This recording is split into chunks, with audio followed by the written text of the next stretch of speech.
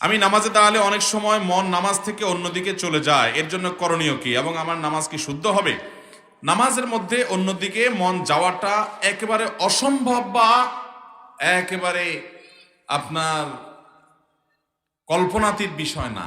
নামাজের মধ্যে মন অন্যদিকে যেতেই পারে। আপনার দায়িত্ব হবে মনটা যাতে সাথে সাথে ফেরত নিয়ে আসতে পারেন সেই চেষ্টা করা।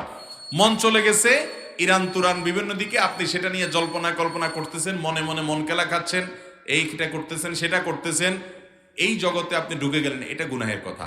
যখনই আপনার মনে পড়ছে আর আমি তো নামাজে আছি, সাথে সাথে নিজেকে ভৎসনা করে মনোযোগটা আল্লাহর দিকে নিয়ে আসেন। বাস আপনি এই চেষ্টা করলেই আপনার নামাজ হয়ে যাবে।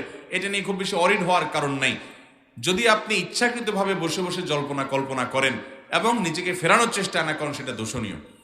নামাজের মধ্যে মনোযোগ ধরে রাখার জন্য অনেকগুলো টিপস আছে। এর ভিতরে এক নম্বর টিপস হলো, আপনি নামাজের যথেষ্ট আগে থেকে মোবাইল টোবাইল টিপাটিপি বা অন্যান্য কাজ কাম বন্ধ করে দিবেন। একদম পরিপূর্ণ বসে বসে আল্লাহর জিকির, আল্লাহর স্মরণ করবেন, এরপর নামাজ শুরু করবেন। তাহলে দেখবেন নামাজে মনোযোগ আসছে। নামাজের একামত শুরু হয়েছে তখনও আপনি মোবাইল টিপতেছেন, তখন আপনি ফেসবুক দেখতেছেন, তাহলে নামাজে গেলে ওইটাই আপনার মনে আসবে। মনে রাখবেন, সারাদিন মাথার ভিতরে যা ঘুরে নামাজে দাঁড়ালে সেটাই।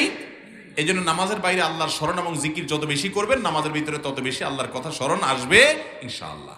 দ্বিতীয়ত, নামাজকে দীর্ঘ দীর্ঘ সময় নিয়ে পড়বেন, ধীরস্থিরতার সাথে সালাত আদায় করবেন, লম্বা সময় নিয়ে যত আস্তে আস্তে সালাত আদায় করবেন, দেখবেন অটোমেটিকলি আপনার সালাতে মনোযোগ আসছে।